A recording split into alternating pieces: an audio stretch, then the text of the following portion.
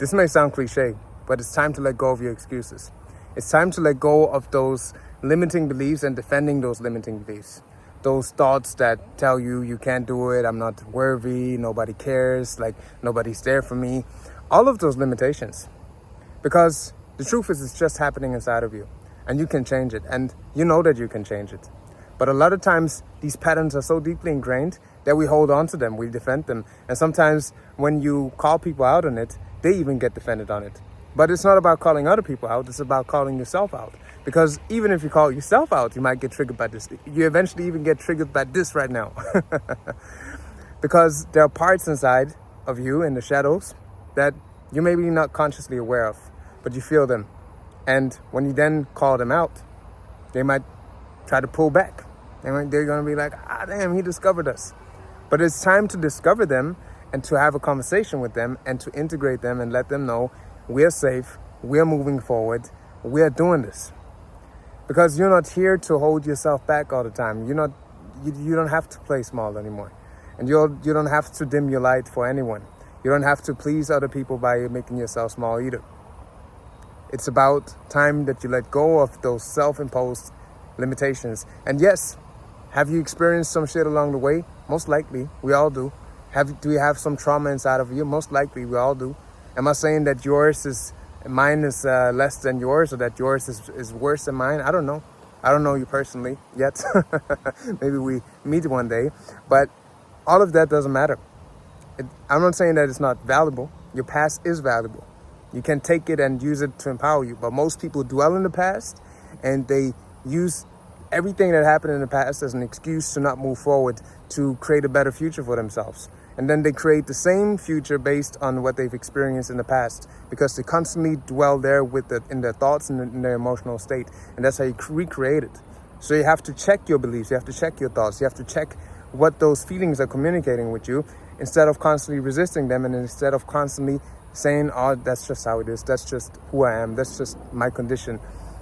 Even if you have a condition, use that condition and talk to that condition and be like, hey, that's my ADHD. Hey, that's my this. I love you. I feel this ADHD part inside of me. What do you need? Like, what are you afraid of right now? Where do we need to express this energy that's here? You know? And that's just an example. But whatever it is, and every disadvantage there's an advantage, but it's about you opening yourself up to it and seeing it and stop using those excuses, those limiting beliefs that you have adopted for yourself.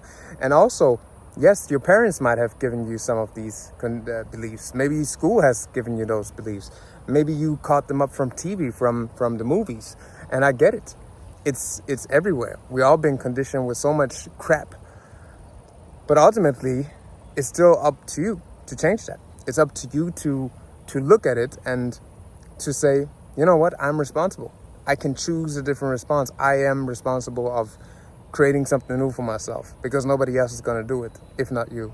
So really ask yourself, where have I been playing small? Where have I been using excuses to not do the thing that I want to do? And where have I been limiting myself? And I also had to check myself with this, because for a long time, I also held myself back from doing the things I want to do. I held myself back from speaking and sharing my insights and teachings with the world, because I felt like, oh, it's not cool enough, nobody will care, people will judge me, people will think it's corny, all of this stuff. But right now, I'm at a place where I don't care anymore. And it didn't happen by just sitting there and thinking, you know? It didn't just happen there by thinking my way out of it. You have to take some action at some point and say, you know what? I feel the discomfort, but we're doing this. We're taking action. I allow myself to do this. And ultimately, it's just about you acting on your calling, because your creator, whatever you want to call it, God, universe, Allah, I'm not saying this in a religious context, but the source that created us all has a specific calling for you. And when you connect back to your intuition, you hear that calling. But then it's up to you to follow that calling and act on that calling. And the more you ignore the calling, the more you suffer, because you know it's there and you don't allow yourself to go for it. But the moment you find the courage to step on it, to allow yourself to go into that uncertainty, because the growth lies in uncertainty. What you're waiting for, what you're asking for, what you want to experience, what you're desiring is in the uncertainty and the unknown. And once you allow yourself to take one step, just one step, and then the next, beautiful things will start to unfold. But it takes time, you know? Sometimes it goes faster, sometimes it goes shorter. But if it's in your heart, if you love it, if you know that you are supposed to do that, if you have this strong sense of, hey, I'm here for this, and I feel this, and it comes up over and over again, then it's up to you to make it happen. And you don't have to do it alone. Your source, the universe, is here to support you. Once you step on that journey, it will give you those cues. It will give you those clues. I mean, it'll give you the signs. It will send you the right people. It will send you everything for your fulfillment. But you have to allow yourself to go and just take that leap and let go of the excuses. So, like I said before, ask yourself, what are those beliefs that are in conflict with what I say that I want? And how am I limiting myself from actually doing the thing I want to do?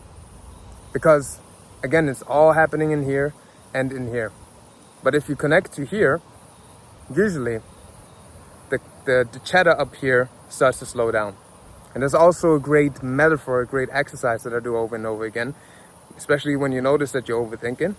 Just imagine that your heart is swallowing your mind. Like your mind shifts from here up to here.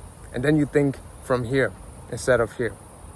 Because the more you connect to the breath, connect to your center, the more clear you are, and the more you slow down, and the more you can observe what's happening around you. Because most people are constantly in do mode. I gotta get somewhere. I gotta get this done. No, what if this doesn't work out? And you're not even aware of what's happening. So it's important to slow down, and also to slow down throughout the day, not just in your meditative seat. Because real meditation happens when you go out there. But again, like, find out what those beliefs are, and then have a conversation with them and say, you know what? I see you, but it's time to make a difference. It's time to change something. Because your subconscious mind is like a ship, and you're the commander.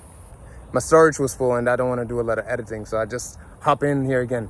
Your subconscious mind is like a ship, and you have all of those assistants waiting for you to give commands, to lead them. But if you hide as the leader and just disappear, or you don't know what commands to give, then they just act out of fear and try to lead you somewhere where they think what's best for you. And most of the time, they lead you to the same places you experienced, or the same conditions you experienced in the past. So it's up to you to have a conversation with yourself, within yourself, and say, you know what?